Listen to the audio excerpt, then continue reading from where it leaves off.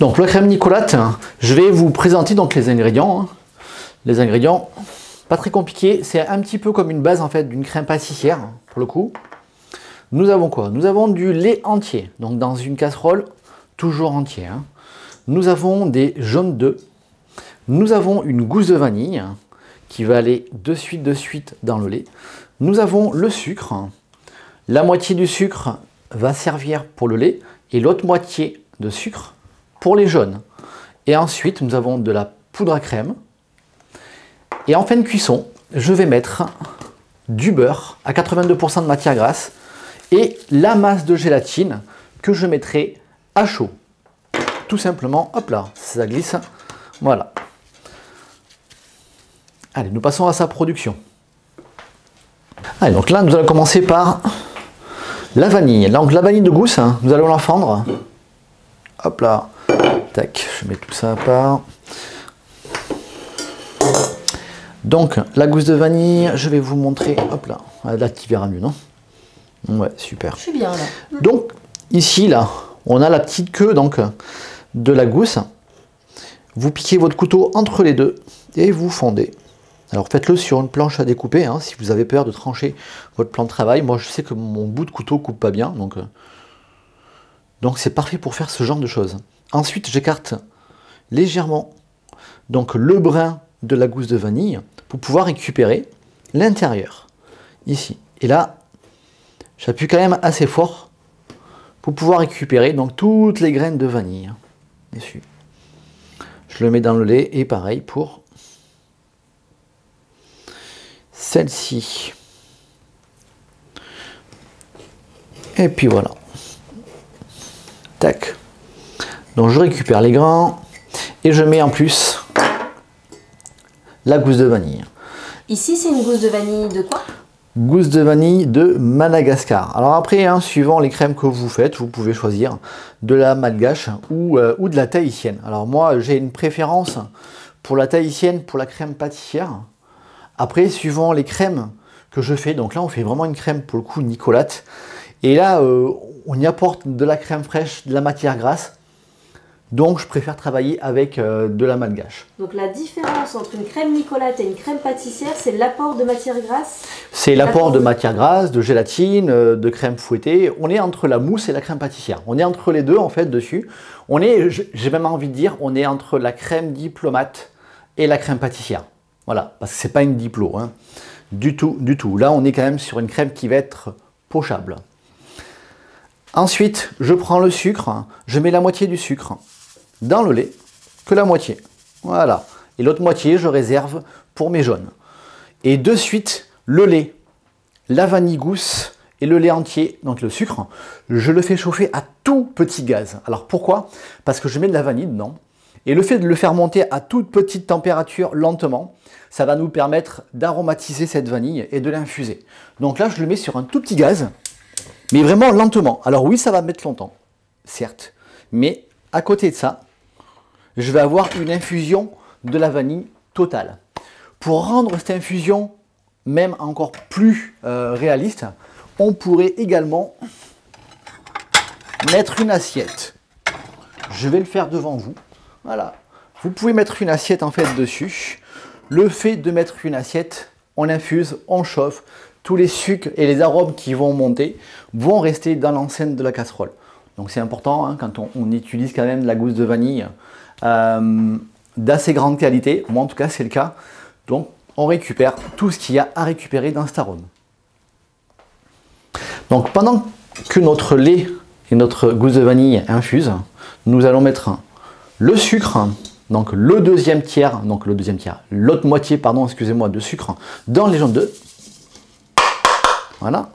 Et là, je vais blanchir. Très important de blanchir.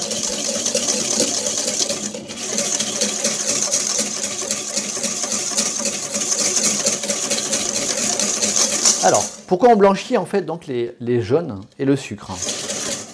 Du fait que quand vous mettez du sucre dans des jaunes d'œufs, vous avez une réaction chimique qui se produit et vous risquez en fait de brûler les jaunes.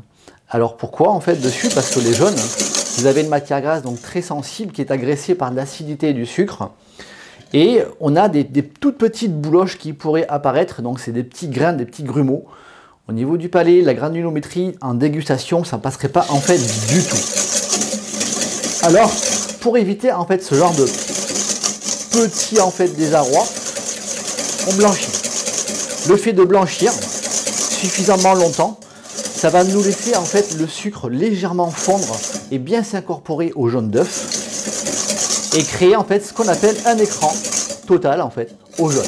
Et le jaune, lui, il est protégé. Une fois que vous êtes blanchi, le jaune ne pourra plus en fait brûler.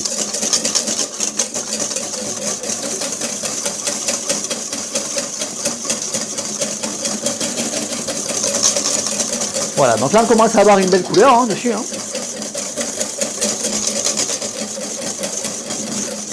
Voilà, et sur les crèmes pâtissières, que je fasse 1 litre, 1 demi-litre ou 10 litres de crème pâtissière, toujours je fais cette étape. C'est le plus important.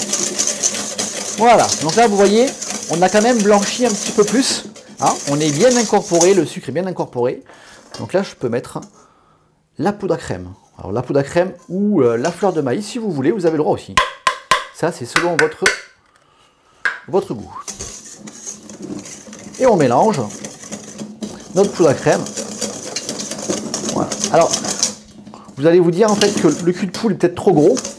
Alors moi je préfère prendre des contenants beaucoup plus gros, surtout quand je fais un pré-mélange dedans. Et je préfère vraiment avoir un vrai cul de poule. Alors pourquoi? Parce que derrière ça va me favoriser mon cornage. Donc dès que je vais avoir fait mon pré-mélange, que je vais le reverser dans cette casserole, quand je vais donner mon coup de corne, et en fait je vais pouvoir le corner très rapidement et ça va en fait me favoriser en fait du temps sur le timing en fait de la cuisson de la crème pâtissière.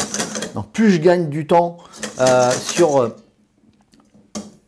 l'incorporation donc de ce pré-mélange, mieux ça va être. Ça évitera en fait de surcoaguler au niveau des œufs au contact du lait. Allez, donc là je vais commencer à sortir mon assiette. Hein, ça fait bien presque 10 minutes en fait que mon lait est lancé hein, dessus. Hein. Et donc là je vais... Hop là. Ok, ouais. En fait, je peux l'augmenter. Voilà. Alors, pas trop non plus. Hein. Voilà, donc là, je retire l'assiette. Là, je vais encore une fois dégrainer donc cette gousse de vanille pour pouvoir récupérer les différents arômes en fait qui se situent en fait ici. Le fait d'être monté en température au contact du lait, hop là, ça nous fait retirer l'excédent de la gousse de vanille. Donc on la récupère à nouveau. Voilà, moi je le fais toujours 2 fois. Hein. Voilà, et on récupère vraiment toutes les petites graines dessus. Une fois que ça c'est fait, nous allons passer à un gaz plus gros. Voilà, maintenant. Tac. Alors pourquoi? Parce que pour avoir une ébullition en fait totale. Donc là, ce gaz n'était pas suffisamment puissant pour aller jusqu'au bout. Hop là. Voilà, donc là j'ai un joli gaz. Je reprends ma préparation. Je prépare une corne pour pouvoir corner à côté de la casserole. Donc mon pré-mélange prêt à côté de moi. Je vais attendre que la casserole soit en ébullition. Une fois que la casserole va être en totale ébullition, je vais incorporer les 2 tiers du lait dans la terrine, enfin du moins le cul de poule. Et ensuite, je vais remettre ma casserole sur le gaz. Je vais bien mélanger mon pré-mélange et je vais attendre qu'une nouvelle fois, mon lait soit en ébullition. Voilà, donc là, je suis en totale ébullition. Ça monte bien, hop là. Je vais couper la lumière, ça sera mieux. Ah là, vous y voyez super mieux. Allez hop, là je mets 2 tiers. 2 tiers du lait. Tout en remuant. Vous voyez, moi j'arrête pas de remuer. Ok, si j'arrête de remuer, en fait, je vais mettre du chaud sur des œufs et je risque en fait de brûler mes jaunes, même s'ils sont mélangés au sucre. Voilà, donc là, j'attends que mon lait soit de nouveau en ébullition. Donc je n'arrête toujours pas de mélanger.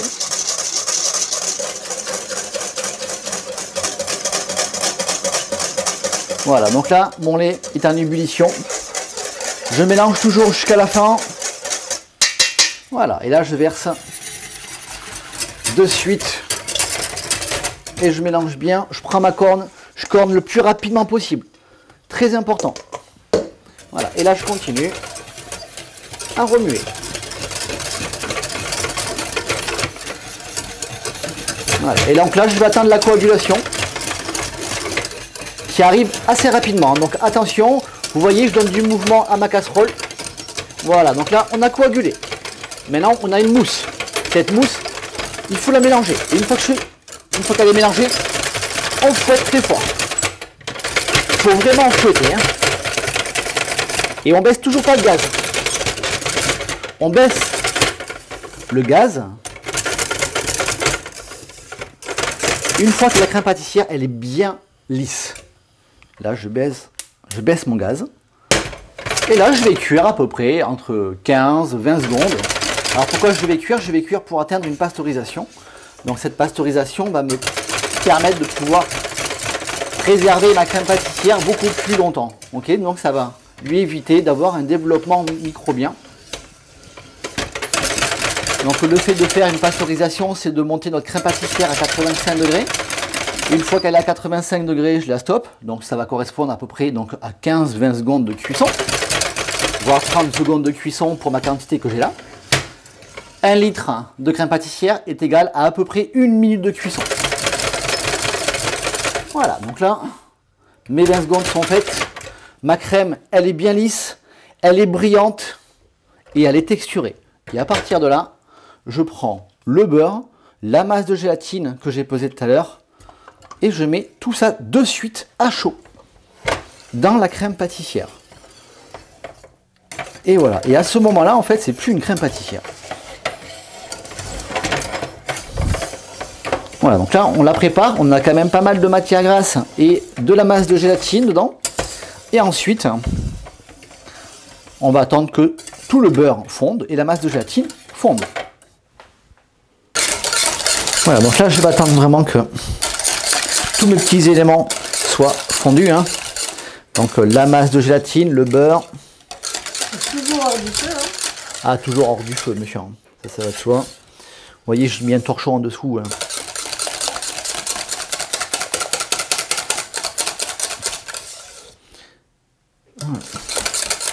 Vérifiez bien parce que la masse de gélatine met toujours un peu plus de temps à fondre.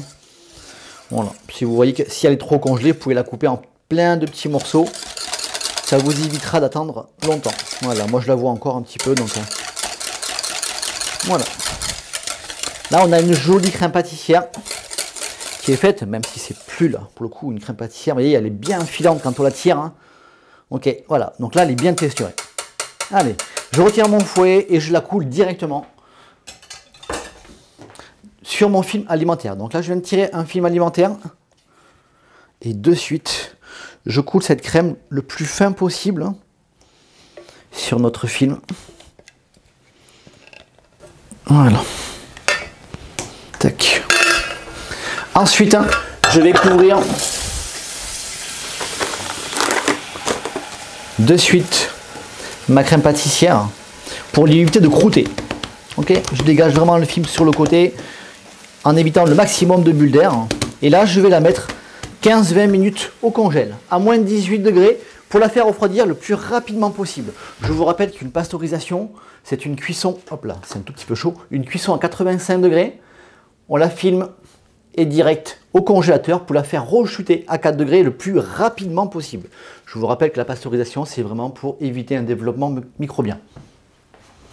Allez, donc là, pour la crème Nicolate, très important, la chantilly, on va la monter donc dans une cuve de batteur. Et la cuve de batteur, c'est très important qu'elle reste congelée. Donc là, je la mets au congélateur. Pourquoi? Ça va aider à la crème fraîche, au moment du foisonnement, de rester à température idéale pour être montée.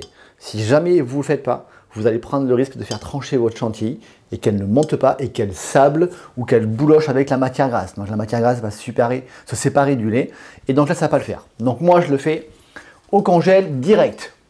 Donc là, je viens de sortir, comme vous voyez, hein, elle est quand même bien glacée. Je viens juste de sortir la crème fraîche et je vais monter ma chantilly en fait de suite. Alors chantilly ou crème montée, hein, vous l'appelez comme vous voulez. C'est une chantilly non sucrée, bien sûr. Il n'y a que de la crème fraîche. Et donc la cuve de batteur congelée, bien froide. Toujours. Moi, c'est ce qui va me permettre de pouvoir rester froid et à bonne température. Hop là, donc, c'est le plus important. Allez. Donc là, je vais la faire monter. Vitesse assez rapide quand même, parce que la chantilly, j'aime bien la monter vite, pour pas qu'elle perde cette température. Alors assez vite au départ, c'est-à-dire 7-8 sur mon batteur en fait, donc sur le BE5. Ouais, 7. Voilà, donc 7. Et sur la fin, on va l'accélérer parce que je vais la monter bien ferme. Pourquoi? Parce que quand on fait une crème à pocher, il faut que la chantilly soit bien montée et bien foisonnée. Si elle est trop molle, la crème ne tiendra pas. Je vais vous montrer, hop là, mais je vais quand même l'arrêter. Voilà, je l'arrête vraiment avant que cette crème tourne au beurre. Si la chantilly, quand vous la montez, elle durcit en fait trop, et que vous insistez en fait à la monter, à la foisonner, vous allez avoir en fait donc le beurre qui va se séparer en fait du lait. Et donc votre crème sera foutue. Okay. Une crème, c'est pareil, il ne faut pas qu'elle ait une couleur jaunâtre. Il faut qu'elle ait une couleur bien blanche. Okay. Comme celle-ci. D'accord? Là, on est bien. Voilà, donc là, je ne lave même pas mon fouet. Je réserve ma chantilly. Et je vais mettre ma crème pâtissière à détendre que j'ai sorti. Une crème pâtissière en fait donc vraiment bien froide, hein. Là pour le coup c'est obligatoire, hein. Et quand vous sortez une crème pâtissière en fait de votre frigo, donc on le met au congélateur pendant 15-20 minutes maximum, hein. Après on remet dans le frigo à 4 degrés pour la conserver. Et vous devez impérativement, elle doit se décoller toute seule. Okay, on doit avoir ce côté, on a l'impression vraiment d'avoir une gelée. Okay, alors ça se déchire très facilement, hein. Elle est surtout en fait texturée. Là. Donc là, on la remet donc dans notre batteur avec le fouet, le même fouet. Hein, donc lavez pas votre cube, ça sert à rien. C'est la même crème. Et là, on va laisser détendre pendant 3-4 minutes notre crème pâtissière. Et ensuite, on procède au mélange. Allez, donc notre crème pâtissière est suffisamment détendue. Voilà, 3-4 minutes, vous voyez, ça suffit. Il ne faut pas forcément aller plus loin. Hein. Il faut qu'on ait une crème très brillante, très liée et surtout légèrement filante et texturée.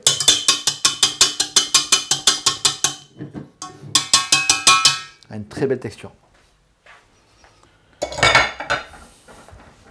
Et là, donc, la chantilly, je vais la mettre en 3 fois, pas d'un coup. D'abord, je fais un pré-mélange. Alors, on fouette quand même, hein, parce que ça reste quand même une crème pâtissière qui est très texturée, avec une chantilly bien montée. Donc, voilà, on n'a pas peur quand même d'y aller un peu fort, mais pas longtemps. Vous avez très rapide. Plus vous irez vite, plus vous allez remonter la chantilly. Donc, il faut vraiment aller vite dessus. Voilà, hop là, vous voyez, hop là, j'arrête là. Et je mets le dernier.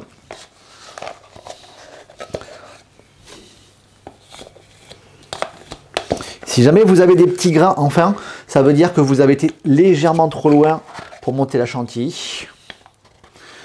Donc la prochaine fois, montez-la un tout petit peu moins ou alors au fouet. Hein. Attention de ne pas trop fouetter. Là, si à ce stade-là, vous fouettez trop, il se peut que ça se mélange trop.